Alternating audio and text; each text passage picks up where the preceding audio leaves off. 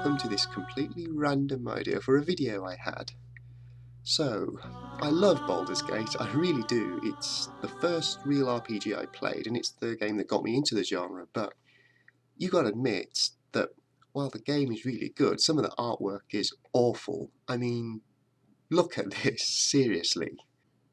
So just for fun, I thought I'd take some of the most iconic weapons in the game, and remake them in Blender to make them look a bit more like actual weapons and not like random piles of crap.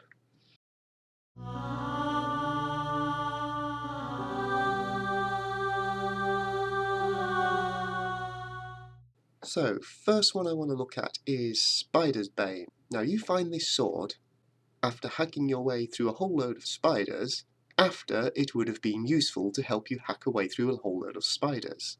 Now my main issue with this one is the second guard here, which seems to serve no purpose.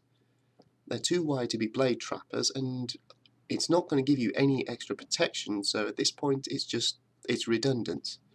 Now as swords go, this one isn't actually too bad, but the interesting thing about this is if you look at the blade profile, it's actually quite a narrow blade, so the first thing that came into mind was an S-Tock, so here is what I have come up with. Now as you can see, it's quite a long, thin blade here. I've moved the second guard up here where it's actually going to be useful to function as a second guard, and if you'll excuse my very modest blender skills, this bit is actually blunt. Now this thing was called a ricasso, and the idea is you could actually hold this bit without cutting yourself, and this second guard here would protect your hand as you did so, and just for fun I thought I'd put this little onyx spider shaped thing on the hilt because why not? So yeah, nice long thin blade profile. The idea is it's supposed to stab between the chitinous plates of the giant spiders. So yeah, that is my interpretation of Spider's Bane.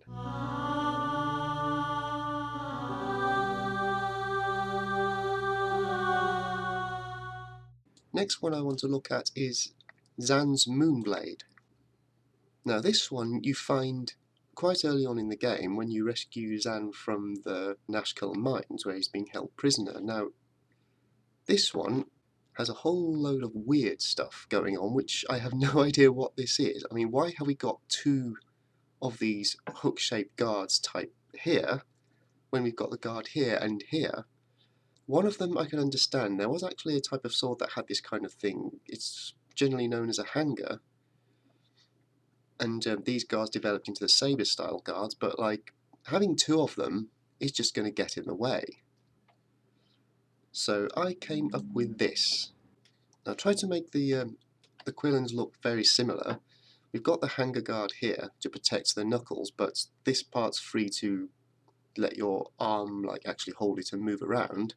It's not as long as the other blade. It's a reasonably short blade. I've almost gone for a kind of leaf blade design based on the Lord of the Rings films, kind of, and because that kind of blade profile did exist. I think the Celts used it, and I decided to add a bit of an extra guard here to add a bit of a ricasso here, so if you really want to, you can actually put your finger around there and hold it like that. But it's more decorative than anything else, but at least here it's not going to get in the way or anything. And here we have this fancy moonstone-like thing which sits in the pommel for some reason. So that would be Zan's moonblade.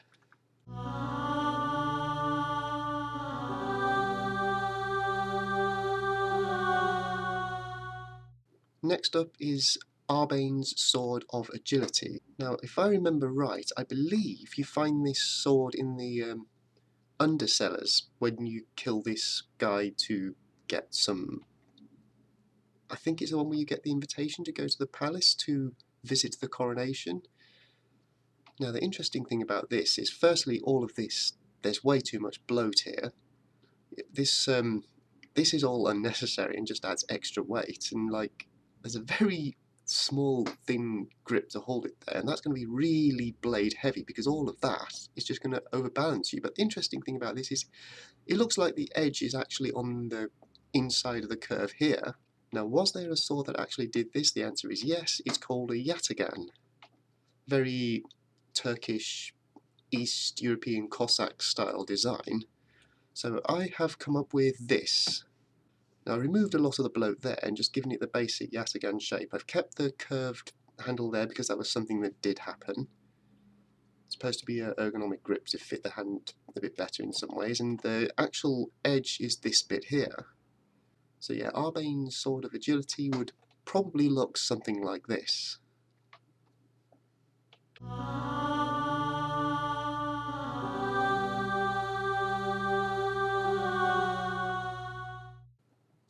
Next up is Adjatha the Drinker, something like that. Now this one was my go-to sword in Baldur's Gate 2 for a long time. Because I tended to play a bard character, I would quite often do the planar prison quest, and you get this from the warden when you rescue these people from the planar prison. Now the weird thing about this is, what the hell is all that? How the hell are you meant to hold this thing?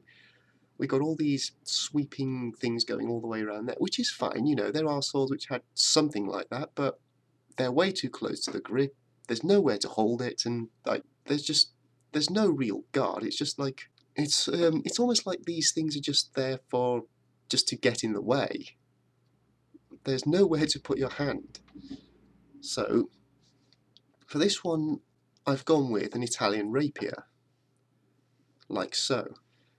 Now this is actually more of a side sword because the sword is meant to be like more of a single-handed arming sword than a rapier, so I've actually got a typical medieval blade profile with a fuller here.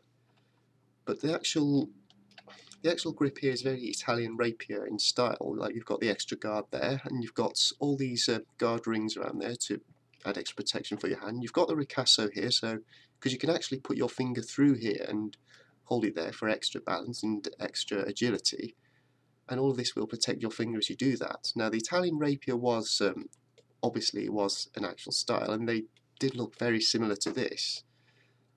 It's not exactly because my blender skills aren't great, if I'm honest, but yeah, it's that's kind of what I had in mind for this sword. So, yeah, I've almost maintained the actual spirit of all that weird stuff on there but still made it look practical. At least that's the idea of it. So that would be Adjatha the Drinker, or my interpretation of it.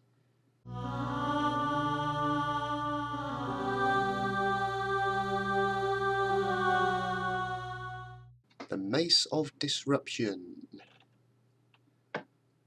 Now you get this weapon when you go into the vampire's lair and, oddly enough, fight a lot of vampires. About halfway through there's this pool of blood which you'll go into, and you'll find this mace inside. Why they've got an anti-undead weapon in the vampire's lair, I don't know, but that's where it is. Now this is a very powerful weapon that has a chance of killing all undead with a single stroke. Now as weapons go, this doesn't actually look too bad. So this didn't really take that much of a redesign. I've just basically built a typical flanged mace and just given it a white handle to make it look all holy and stuff, and this is what I've come up with. You see, very typical single-handed mace design here, and yeah, what more can I say? It's a flanged mace. That's pretty much what they look like. So yep, that would be the Mace of Disruption.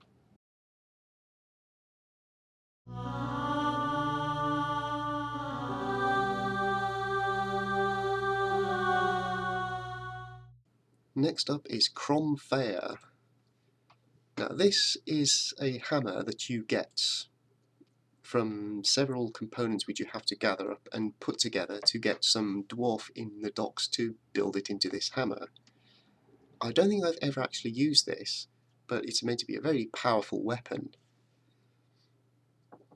Now that is not a fighting hammer because that looks more like a lump hammer or a sledgehammer or something like that. An actual fighting hammer was a lot smaller and a lot lighter because it doesn't need to be this huge thing because that would just be really cumbersome to wield.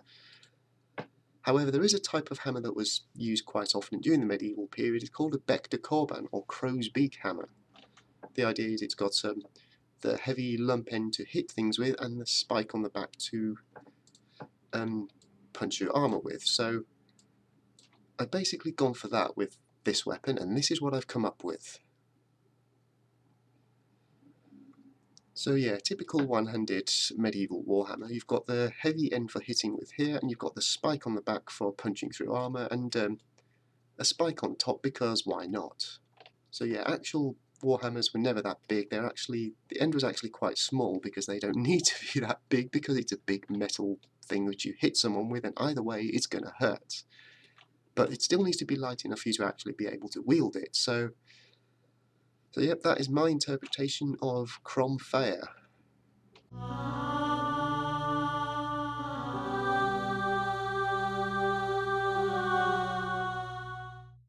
Next up is the Flail of Ages. Now this was quite often used with the Carsomyr, even though wielding a one-handed flail like that would be quite impractical, and like, that is actually pretty ridiculous. Now you find this in the castle which you clear out from the trolls, and you find all of the different heads and you can put them together and each one does different damage. So you could choose whether you wanted to just use the one or two heads, or find the three heads, and I think in the expansion you got 2 extra heads that you could put on it, and you ended up with this multi-headed flail. Now this has quite a long chain, and the chain then splits into 3 more chains, which is a bit of a weird, interesting design.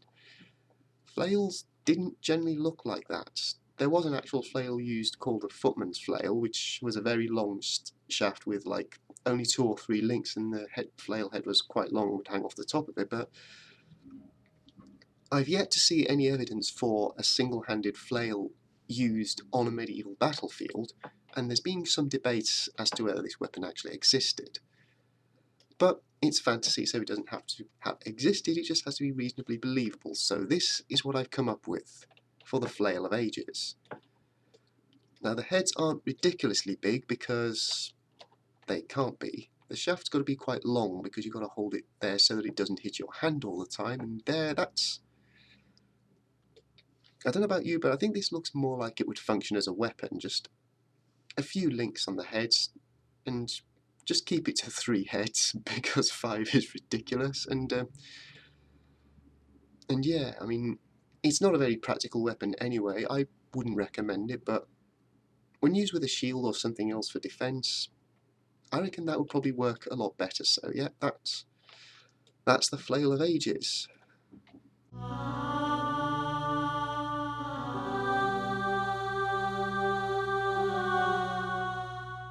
The Equaliser. Now this is another sword that you find a lot later on in the game, where you find several components and you put them together to form this, and get this dwarf to forge it for you. The weapon itself was a single-handed arming sword, which did more damage depending on how far from the neutral alignment scale they were, which is a bit of a weird concept. Now the thing I don't like about all this is all of this bloat on the guard like this. Again, like you'd be holding it right down at the bottom here, but you've got this huge thing here which you can't hold. That's just going to weigh the blade even more and move your hand further away from it, which will unbalance it even more.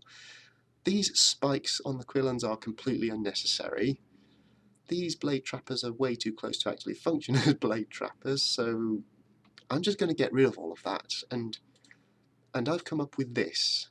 Now I've kept, one of the things you'll notice if you actually found this sword is this bit here. There's this kind of split blade thing here on the tip, which I don't really like, but I've kept it just to maintain this general spirit of the sword. I don't know if it adds any benefit, I don't know if it makes it worse or anything, I really don't know. I just, you know, it's fantasy. It doesn't have to make perfect sense, but I've kept it anyway. There's the iconic pommel jewel, which you find in the dungeon, and I've changed all of that bit to be just a pretty standard guard ring, because guard rings were a thing, and just given the quillons this kind of shape that's similar-ish. The idea of the blue colour is meant to be, I think there's something you can do to steel when you're making it, so you can give it this kind of dark black blue kind of hue. I don't know how it works, but yeah, I've kept it that for the sake of the sword, and that guard ring will protect your outer hand from attacks coming from there, while the yeah. Yep, that's pretty much it. That's the Equaliser.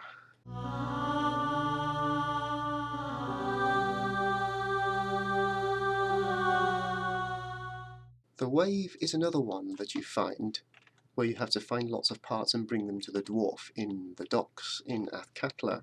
Now, I can't find a good picture of this, but the interesting thing about this is this kind of hook thing on the back here is a bit weird, and all this kind of weird stuff here, that makes me think of one thing, and one thing only: Swiss halberd, obviously!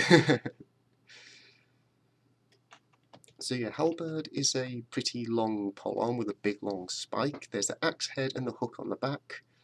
That's very typical of the Swiss halberd shape, although there's meant to be all these patterns in here which I can't do in Blender because I'm not that good.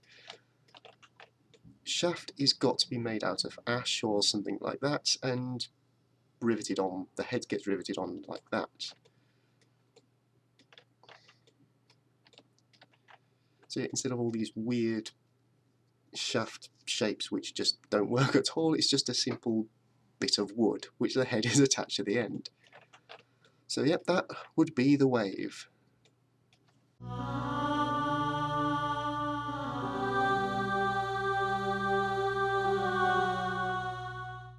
Now here's an interesting one: Dragon's Breath +4. I don't know much about this weapon. I don't think I've ever used it. But this is supposed to be a halberd, but that is not a halberd. So for this I've just gone completely different. I mean, that looks more like an axe than a halberd anyway, so what I've done, I've gone completely different, and I have gone for a bardache, or at least my best interpretation of one. So the bardache is basically an axe, but with a really long blade like that, which hooks all the way down. And yeah, not much more to say about that. It's a bardache, basically. So that would be Dragon Slayer.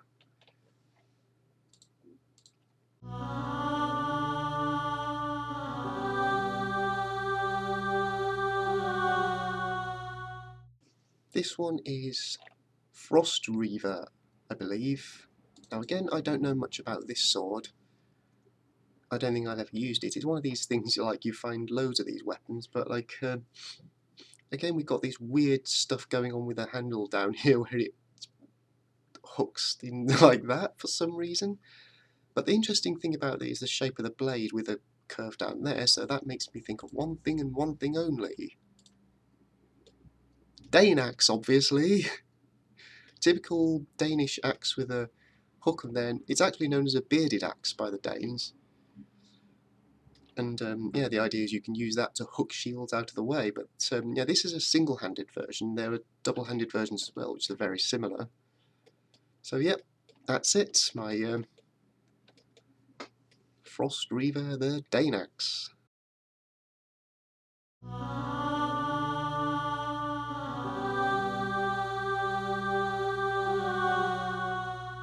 And last up we have the Holy Avenger, Carsomyr +5.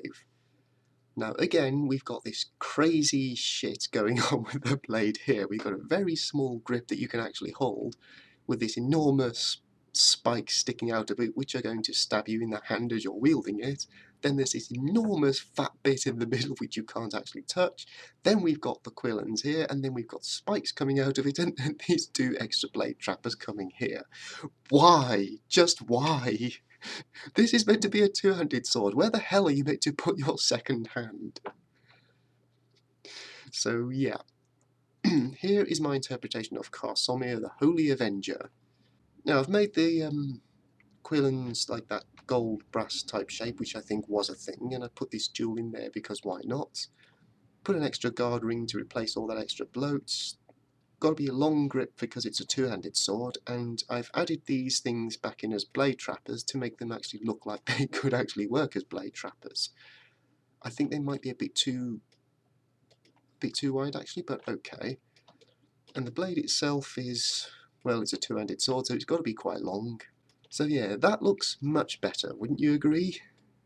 See, now it actually looks like a sword instead of this weird crap whatever it was before.